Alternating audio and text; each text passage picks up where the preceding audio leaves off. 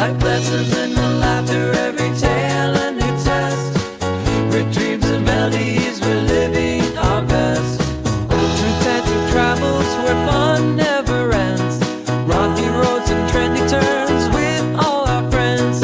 Every joy and every song sets our spirits free. In the cartoon realms of adventure, that's where we wanna be.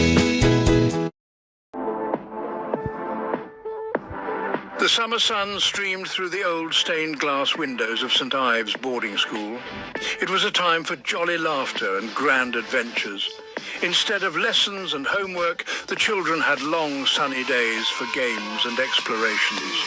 Among them were 4 friends: Julian, the eldest and always the leader; Dick, full of mischief and jokes; Anne, kind and practical; and George, a spirited girl who wished she were a boy.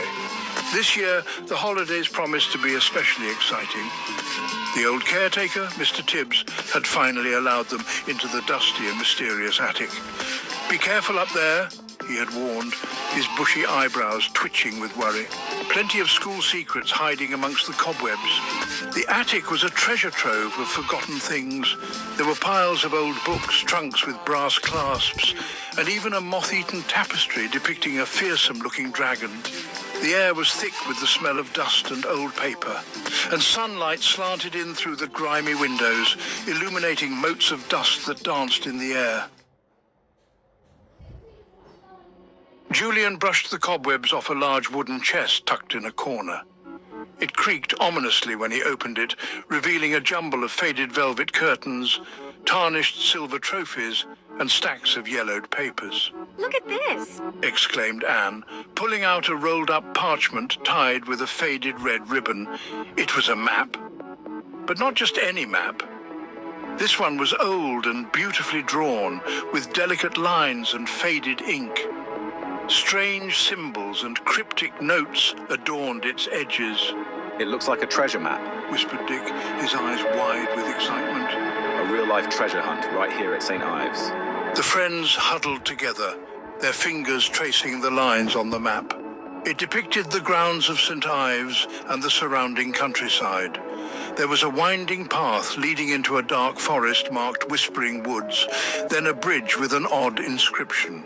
"When shadows dance, the truth will glance," and finally a cave hidden behind a waterfall. "We have to find this treasure," declared George, her eyes sparkling with adventure. "This summer will be legendary."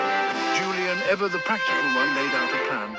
"We'll need supplies, torches, rope, a compass, and we can't do this alone." They all knew who Julian was thinking of. Timmy, a friendly sheepdog belonging to the school gardener, was the perfect companion for an adventure.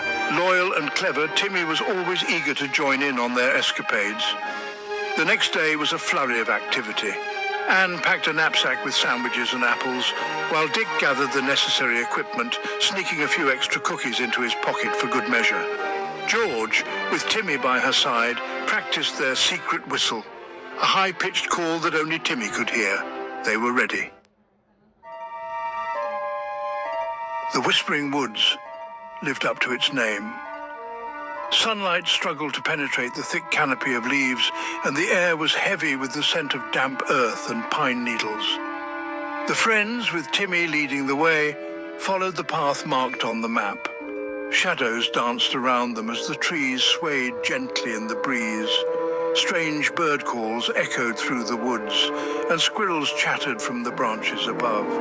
The children stuck close together, their excitement tinged with a hint of trepidation. The path took them deeper and deeper into the woods. They crossed a babbling brook, scrambled over fallen logs, and ducked under low-hanging branches. Timmy, his ears pricked, sniffed at the air, leading them onward with an air of confidence. They were on the right track.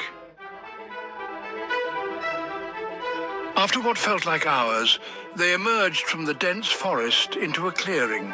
Before them stood an ancient stone bridge, its arches covered in moss and ivy. The inscription they had seen on the map was carved into the keystone.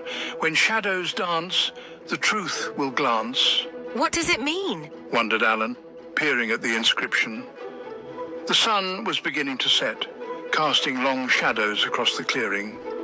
Julian noticed how the shadows from the bridge's arches fell upon a flat stone in the center of the bridge. The shadows are the key. He exclaimed. We need to position ourselves so that the shadows from the arches point to the center stone when they align. The children moved about, trying different positions, until finally, as the last rays of sunlight pierced through the trees, the shadows converged on the center stone, revealing a small carved keyhole. Dick pulled out a rusty key from the bottom of his bag. I found this in the attic too. He said, a triumphant grin on his face. The key fit perfectly, and with a heavy groan, a section of the bridge's parapet swung inwards, revealing a dark and narrow passageway. This must lead to the cave. Whispered Alan, her voice hushed with excitement.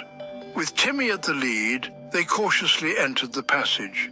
The air grew damp and cold, and the sound of dripping water echoed through the darkness. The passage opened into a large cavern.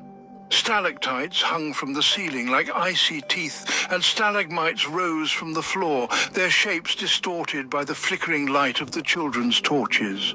The air was thick with the smell of damp earth, and something else, something musty and ancient. The cave was alive with the sound of dripping water, the echoes bouncing off the walls. The map led them to the far end of the cave, where a small ledge jutted out over a pool of water. There, nestled amongst the rocks, was a chest, not a grand, treasure-filled chest like they had imagined, but a small wooden one, bound with iron and etched with strange symbols. This must be it. Exclaimed Alan, her voice echoing through the cave. Julian carefully lifted the lid. Inside, nestled on a bed of faded velvet, was a golden mask. It wasn't sparkling or studded with jewels. It was simple, yet beautiful, its features serene and wise. As Julian reached for the mask, the ground beneath them began to tremble. Dust rained down from the ceiling, and a low rumbling sound echoed through the cave. We need to get out of here. Shouted Ransom, his voice barely audible above the growing roar. The cave is collapsing. Panic surged through the children as they scrambled back the way they had come. The ground shook beneath their feet, and rocks tumbled from the ceiling. Timmy, whimpering with fear, stayed close to George's side. They could hear the roar of the collapsing cave behind them as they sprinted through the narrow passage. They burst out of the opening onto the bridge just as the passageway behind them caved in with a deafening crash. Gasping for breath, they lay on the solid ground, the golden mask forgotten beside them. They were safe. As the sun dipped below the horizon, casting long shadows across the clearing, they made their way back through the whispering woods. They were exhausted and covered in dust, but they were also exhilarated. They'd faced their fears, solved the riddle of the map, and lived to tell the tale.